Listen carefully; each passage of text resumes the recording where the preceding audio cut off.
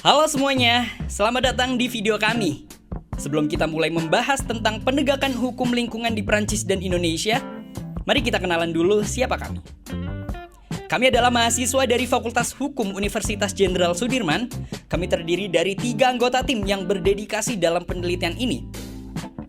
Hai, nama saya Rozan Ibnu Haikal, NIM E1B 022036. Saya tertarik pada isu lingkungan terutama di bidang penanggulangan sampah di Prancis. Halo, saya Gafar Majid Jamil, NIM E1B 022037. Saya fokus pada aspek hukum dan bagaimana penerapannya dalam penegakan lingkungan di Indonesia.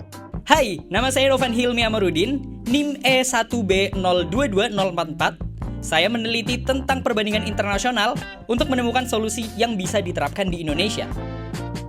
Dalam video ini kami akan membahas perbandingan penegakan hukum lingkungan antara Prancis dan Indonesia. Kami berharap penelitian kami ini dapat memberikan wawasan dan solusi yang bermanfaat untuk keberlanjutan lingkungan di Indonesia. Mari kita mulai perjalanan ini dan lihat apa yang bisa kita pelajari dari kedua negara ini. Yuk, simak videonya. Penegakan hukum lingkungan sangat penting untuk menjaga keberlanjutan dan keseimbangan ekosistem. Setiap negara memiliki pendekatan dan kebijakan yang berbeda dalam mengelola lingkungan mereka. Mari kita mulai dengan Prancis. Prancis adalah negara pertama yang mengintegrasikan prinsip kehati-hatian ke dalam konstitusi mereka melalui Piagam Lingkungan pada tahun 2004. Piagam ini diadopsi oleh National Assembly pada 1 Maret 2005. Piagam Lingkungan Prancis mengakui pentingnya sumber daya alam dan keseimbangan bagi keberlangsungan hidup manusia.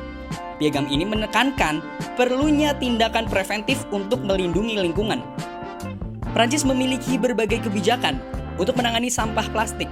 Mulai 1 Januari 2024, Prancis mewajibkan warga dan dunia untuk usaha memilah sampah organik. Pemerintah kota juga menyediakan sarana yang memudahkan warga untuk melakukan kompos atau memisahkan sampah organik.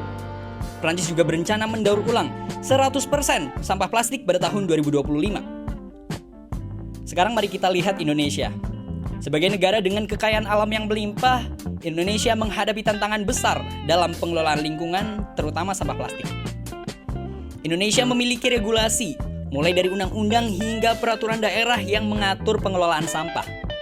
Undang-Undang Nomor 18 Tahun 2008 mengatur sistem pengelolaan sampah, dan Undang-Undang Nomor 32 Tahun 2009 menjadi dasar kebijakan perlindungan lingkungan.